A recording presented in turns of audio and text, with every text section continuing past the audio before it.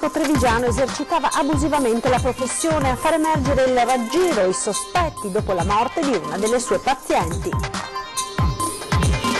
Carenza di camici bianchi, chiuso il bando regionale per l'inserimento di neolaureati e specializzandi nei pronti soccorso. C'è anche il medico romano che ha salvato una donna colpita da arresto cardiaco su un treno sulla Dobbiaco Linz.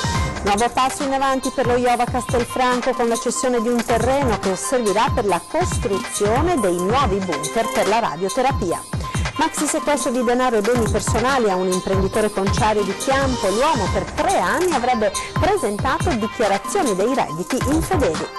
Fisco e imprese, l'ultima novità in tema di controlli è un software che sta facendo arrabbiare gli artigiani pronti all'ostruzionismo digitale e, se non basta, la rivolta fiscale. Spettacolare avvistamento di delfini a poche miglia dalla costa di Jesolo, la danza dei cetacei catturata con le immagini da un appassionato. Festa a Marcon per i 106 anni di Prima Brentel, la cittadina più anziana di Marcone è ancora attivissima e un punto di riferimento per tutta la famiglia. Buona giornata, ben ritrovati con la prima edizione dei TG di Antenna 3, la cronaca in primo piano, l'ennesimo caso di un sedicente medico che esercitava abusivamente la professione. A Treviso un 37enne è a processo a far emergere il raggiro, i sospetti degli operatori del SUEM in seguito alla morte di una delle pazienti del falso dottore. L'uomo è a giudizio in contumacia, essendo irreperibile. Un 37enne di Resana è a processo con l'accusa di aver esercitato abusivamente la professione di medico chirurgo finché i sospetti degli operatori del SUEM 118 in seguito alla morte di una delle sue pazienti fecero emergere il raggiro. Dopo la scomparsa dell'anziana a Castello di Godego, il falso professionista aveva esitato a stilare come da prassi il certificato di morte. Da lì la segnalazione ai carabinieri che dopo una breve indagine, pur non ravvisando responsabilità del 37enne nel decesso della pensionata, avevano scoperto che il sedicente medico non solo non aveva mai ottenuto l'abilitazione all'esercizio della professione di medico, ma non aveva neppure conseguito la laurea in medicina e chirurgia. E per questo è finito davanti al giudice. Dopo una prima seduta tecnica, la prossima udienza è fissata per il 12 dicembre. Il finto dottore è accusato di aver esercitato abusivamente la professione tra l'ottobre 2014 e l'agosto 2015. E bufera su un dermatologo padovano accusato di dirottare i pazienti dall'ospedale al suo ambulatorio privato e di farli pagare in nero. Avrebbe approfittato del fatto di essere titolare di un poliambulatorio convenzionato con l'USL 6 per effettuare visite private e accertamenti ulteriori ai suoi pazienti pagando in nero. Per questo motivo un dermatologo padovano di 72 anni è stato indagato con l'accusa di abuso d'ufficio continuato. Secondo quanto riporta il quotidiano locale Il Gazzettino, i reati commessi nel biennio 2017-2018 sono emersi durante le indagini partite da un esposto depositato in procura da una paziente del dermatologo. La signora, dopo aver prenotato una visita al CUP, il centro unico di prenotazioni dell'ospedale, sarebbe stata dirottata al poliambulatorio convenzionato di cui è titolare il dermatologo, che poi avrebbe consigliato ulteriori esami eseguiti privatamente. Il medico l'avrebbe anche invitata a pagare la parcella in nero, da cui è scattata la denuncia. La procura ha aperto un'inchiesta condotta dai carabinieri del NAS che hanno sentito altri pazienti. I casi analoghi sarebbero almeno 5.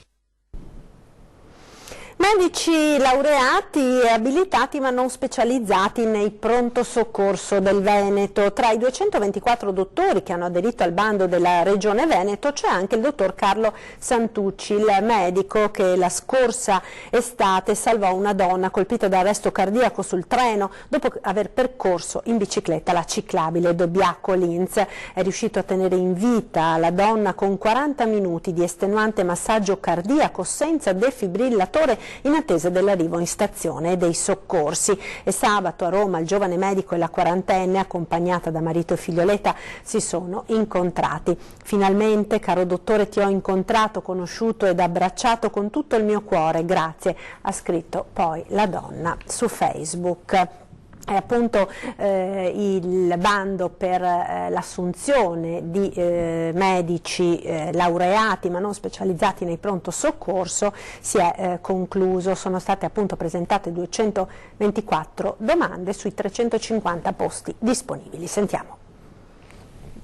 Rispetto a una richiesta di 350 persone, medici per il pronto soccorso, e oggi hanno risposto in 224. Carenza di medici negli ospedali veneti. Si è chiuso il bando per il reclutamento di giovani medici laureati, abilitati ma non ancora specializzati, da inserire con un contratto autonomo nei pronto soccorso. Oggi ci sarà l'analisi di questa domanda per poi partire con il corso di formazione che sarà fatto con l'università.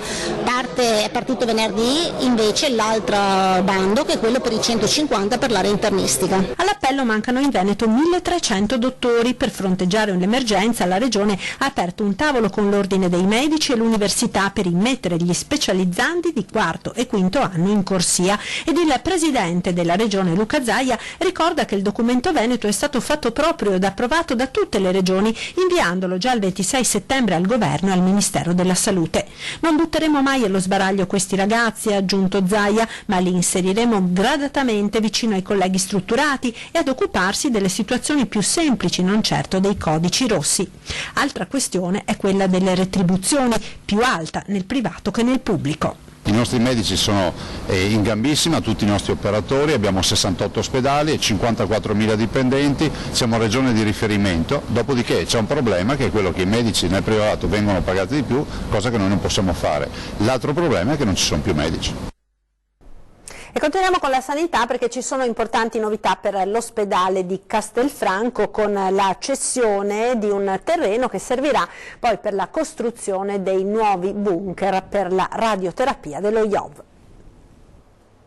La fredda contabilità parla di 30.000 nuovi casi all'anno in tutta la regione del Veneto, tanti troppi, ma gli indici di guarigione, questa è la buona notizia, sono sempre più elevati, fino al 95% solo per i tumori al seno. Queste le premesse del nuovo passo in avanti verso la piena operatività del polo oncologico al San Giacomo di Castelfranco, con la firma dell'atto di cessione del diritto di superficie per 40 anni da parte dell'ULSS 2 Marca Trevigiana a favore dell'Istituto Oncologico Veneto. Il terreno ceduto, che si trova davanti al monoblocco dell'ospedale castellano, servirà per costruire 4 bunker per la radioterapia, dove saranno collocati strumenti dell'ultima generazione come gli acceleratori lineari, un'operazione da 7.300.000 euro su 3.000 metri quadrati. Insomma, prosegue la trasformazione dell'ospedale di Castelfranco da cadavere eccellente, come definito dallo stesso Zaia, a polo di riferimento, e sulla concorrenza con la sede storica di Padova arriva un chiarimento. Padova è la sede storica, Castelfranco è una sede nuova, dal 18 abbiamo iniziato progressivamente in collaborazione con la ULSS numero 2, questo diventerà un polo chirurgico di eccellenza a livello nazionale e con tutti i servizi anche oncologici di riferimento. E se l'avvio dei cantieri è previsto per l'estate del 2020, procedono gradualmente i trasferimenti delle unità operative in vista di un nuovo traguardo per la sanità di Castelfranco. Noi stiamo lavorando per liberare il 10° piano e quindi dare possibilità a altre unità operative dell'OV di entrare, e per noi è importante perché faremo anche l'ospedale di comunità. La cronaca ora, andiamo nel veneziano con un grave incidente che si è verificato nel porto gruarese. Ci aggiorna in diretta telefonica Ilaria Marchiori. Buongiorno Ilaria. Buongiorno da Porto Gruaro, terzo giorno consecutivo di incidente stradale nel veneziano, dopo quello di sabato a Caltana in cui è morta una donna, quello di ieri a San Stino, ce n'è stato un altro questa mattina intorno alle 5:30 all'Ison di Porto Gruaro, proprio poco dopo l'incrocio della casa del trattore.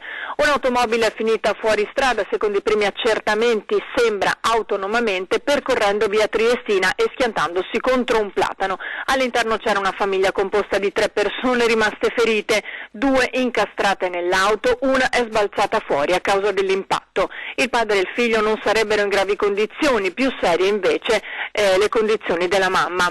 2 sono stati trasferiti all'ospedale di Porto Gruaro, mentre il conducente a San Donà di Piave. Sul posto sono giunti i vigili vigili del fuoco, i sanitari del SUEM 118 e i carabinieri di Portogruaro per i rilievi. E intanto questa mattina alle 10:30 nella chiesa di Campalto si sono celebrati i funerali di Luciano Trevisan, il 63enne volontario all'asilo del paese che la scorsa settimana è stato investito e ucciso in via Orlanda. Una morte che ha riaperto molte polemiche sulla pericolosità di quella strada su cui hanno perso la vita troppe persone. Da Portogruaro è tutto, restituisco la linea allo studio.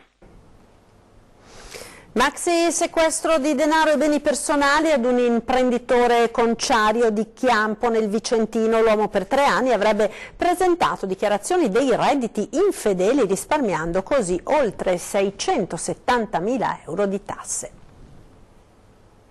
Se le era inventate tutte per pagare il meno possibile di tasse nel triennio 2012-2014, ora però un imprenditore conciario di 36 anni di Chiampo dovrà restituire al fisco oltre 671.000 euro per dichiarazioni dei redditi infedeli. La Guardia di Finanza di Vicenza ha l'ordine da parte del Tribunale di sequestrargli beni e valori per l'importo delle tasse non versate.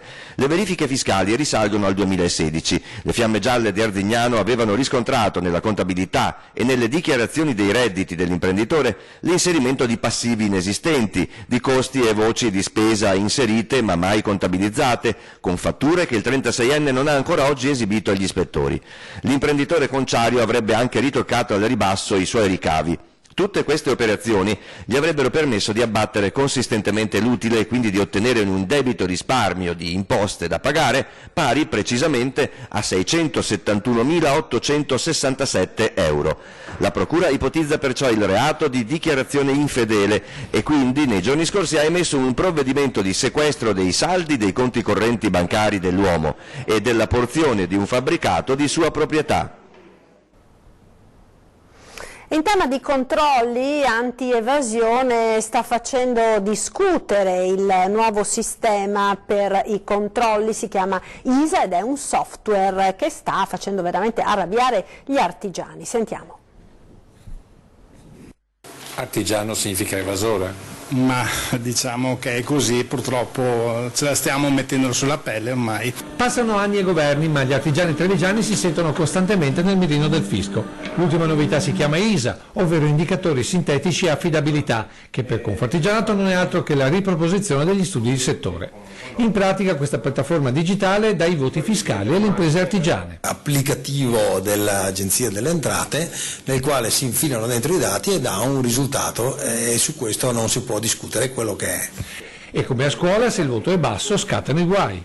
Quando che tu hai una pagella insufficiente sei ridotto ad avere un accertamento dall'Agenzia delle Entrate. Ma come tutte le cose all'italiana l'alternativa c'è, ovviamente in denaro. Si devono adeguare secondo i parametri dell'Agenzia delle Entrate e l'artigiano deve ancora contribuire alla forte tassazione che noi siamo in atto. Perché secondo Confartigianato l'ISA non è altro che la conseguenza del bisogno disperato da parte dello Stato di coprire la voce messa nella legge di bilancio che segna 2,5 miliardi di euro come entrate dell'evasione fiscale, da dividere ovviamente per le aziende nel mirino. Consideriamo che ci sono 3,5 milioni di contribuenti, quindi circa 700.000 euro a contribuente. Se fosse vero quello che io ho in mente, che sono circa 40.000 soggetti, avremo una trentina di milioni nella provincia di Treviso. L'ennesima gabella ingiustificata, sottolinea la rappresentanza degli artigiani. Se qualcuno volesse sapere veramente qual è il meccanismo che a partire dai dati fa ottenere i risultati, auguri. Ecco perché la protesta civile sarà di pari livello, affollando l'inserimento dati di ogni artigiano di osservazioni che il software sarà costretto a vagliare con il risultato di bloccare tutto. E se anche questo non bastasse, Confartigianato è pronta alla rivolta fiscale. Assolutamente di non adeguarsi all'Agenzia delle Entrate, alla pagella che vi viene data. Siamo qui noi come Confartigianato, Mandamento di Treviso, di trovarvi la soluzione per risolvere la nostra questione. Sciopero d'oltranza fino al ritiro dei licenziamenti, lo hanno deciso in assemblea i dipendenti delle fonderie ex Anselmi e Zen del Padovano, 3 i dipendenti che sabato hanno ricevuto le lettere di licenziamento. Avevano lottato per salvare la loro azienda, occupandola e passando lì il Natale e il Capodanno, questo 2 anni fa. A giugno 2017 l'acquisizione delle fonderie Anselmi da parte di un gruppo bergamasco e vicentino e poi la rinascita. Un nuovo tassello a ottobre, quando del gruppo sono entrate a far parte anche le fonderie Zen di Albignasego. Tutto fino a sabato, quando 3 lavoratori della VDC ex Anselmi hanno ricevuto, scrive una nota diffusa dai sindacati, la lettera di avvio della procedura di licenziamento individuale. Riuniti in assemblea, i lavoratori hanno deciso lo sciopero immediato e ad oltranza fino al ritiro dei licenziamenti in entrambi gli stabilimenti di Campo San Piero e di Albignasego. A fianco dei dipendenti delle 2 storiche fonderie padovane, anche i rappresentanti di FIOM, FIM e WILM, preoccupati per la mancanza di un piano industriale da parte della proprietà dopo l'acquisizione delle fonderie Zen e da un uso repressivo, continuano nella nota, dei 3 licenziamenti. In Piazza dei Signori a Treviso per dire no alla guerra in Siria e sostenere il popolo curdo. L'iniziativa dei sindacati ieri pomeriggio è una proposta specifica che sta per essere portata anche in Consiglio Comunale. Chiediamo immediatamente che l'Europa ma le forze internazionali rivedano subito il ritornare in quei territori a proteggere quella gente martoriata ormai da anni e anni di guerra e di conflitti interni. Siamo preoccupati ma anche indignati, perché è ovvio che si sta facendo i furbi con la pelle dei poveri cristi. Nelle ore dell'attacco turco a Kobane, CGIL e Cisle UIL hanno lanciato un messaggio dal cuore di Treviso, un appello alla comunità internazionale perché si segua la via diplomatica nella crisi siriana e si protegga la popolazione curda. In centinaia hanno voluto esserci e portare la loro testimonianza anche civile.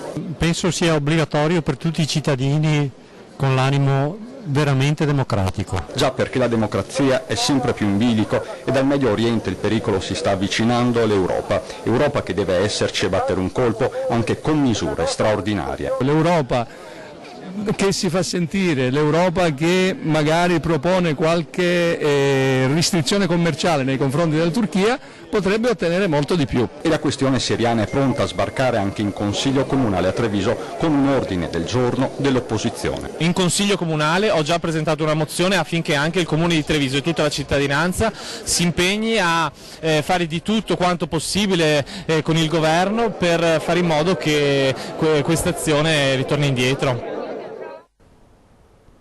Ci fermiamo ora per la pubblicità, linea alla regia, noi ci rivediamo tra pochissimo.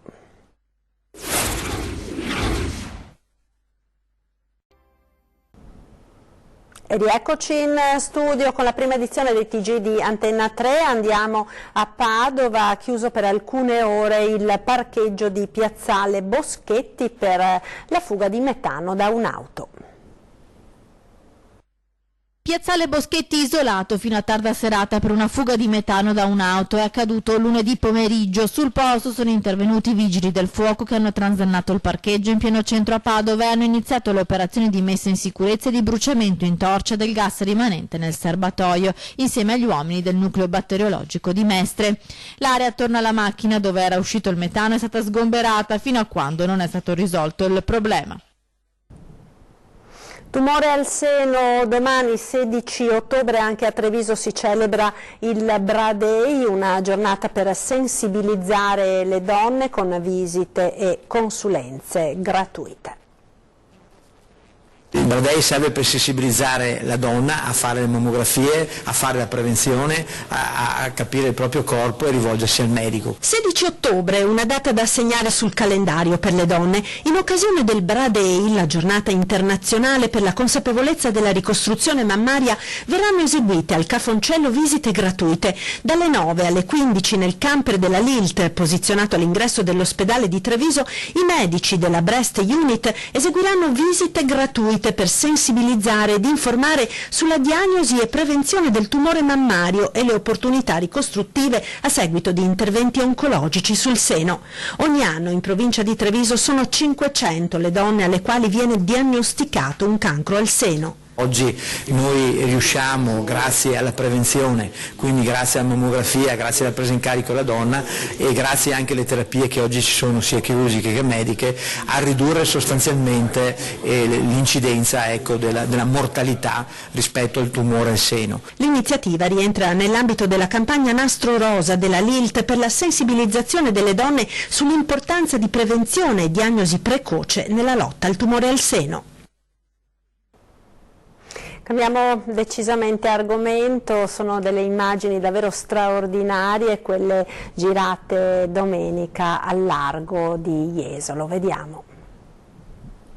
In un periodo in cui lo stato di salute del nostro pianeta genera più di una legittima preoccupazione, queste immagini rappresentano per certi versi una sorta di panacea, soprattutto perché, per girarle con il suo telefonino, Niccolò Udovici, padovano con l'hobby del mare, non ha dovuto fare molta strada. Siamo a una dozzina di miglia al largo di Jesolo, dove questo spettacolo, contrariamente a quanto si potrebbe pensare, è tutt'altro che raro. È abbastanza comune perché entrano sotto costa a mangiare il novellame e si possono vedere proprio gruppi di madri con cuccioli anche. E poi avvistiamo anche regolarmente testuggini marine, mangianze di tonni su banchi di sarde. Sono belli spettacoli. Uno spettacolo suggestivo e unico, un patrimonio che nonostante tutto sopravvive a poca distanza dalle nostre coste. Capita per esempio per i delfini anche che si avvicinino alla vostra barca? No, siamo noi che piano piano, senza senza cercare di recare il disturbo, proviamo ad avvicinarci. Grande festa a Marcon per i 106 anni di Prima Brentel, la cittadina più anziana del paese. Vediamo.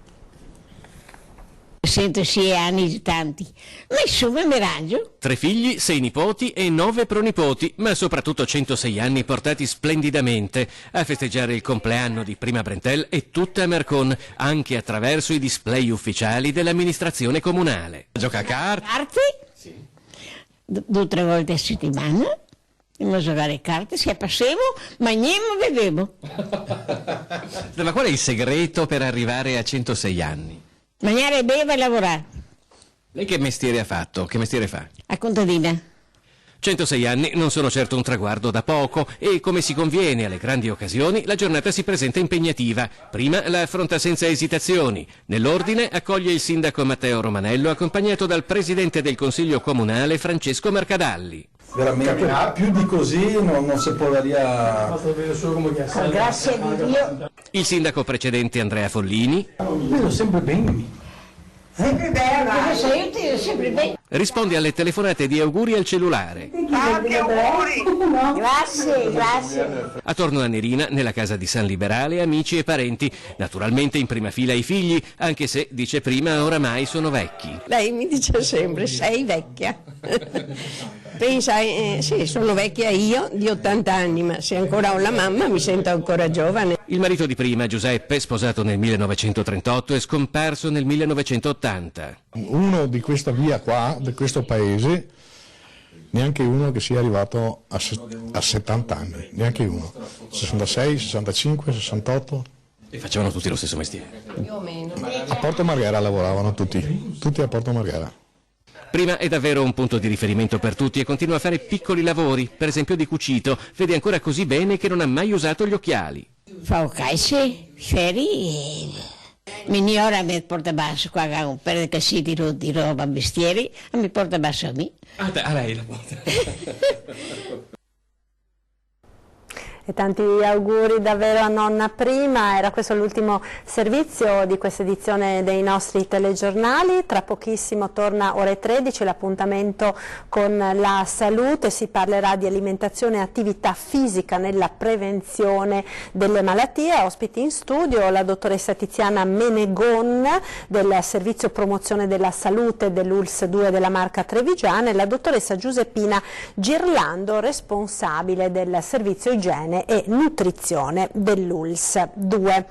Vi ricordo poi l'appuntamento di questa sera con il nostro approfondimento, 20:10, si parlerà di legge speciale per Venezia e Chioggia e salvaguardia di Venezia e della sua laguna, con il sindaco di Chioggia Alessandro Ferro e il presidente del Movimento Venezia Autonoma Gianangelo Bellati.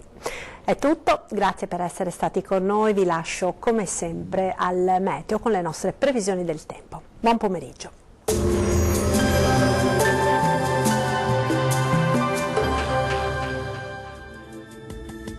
Bentrovati al meteo. Un'intensa perturbazione atlantica raggiunge l'Italia e dunque il tempo peggiorerà in maniera decisa nella giornata di martedì 15 ottobre. Nel dettaglio sul Veneto avremo qualche spazio soleggiato in più al mattino, col passare delle ore però avremo piogge via via più diffuse un po' su tutta la nostra regione, localmente anche intense.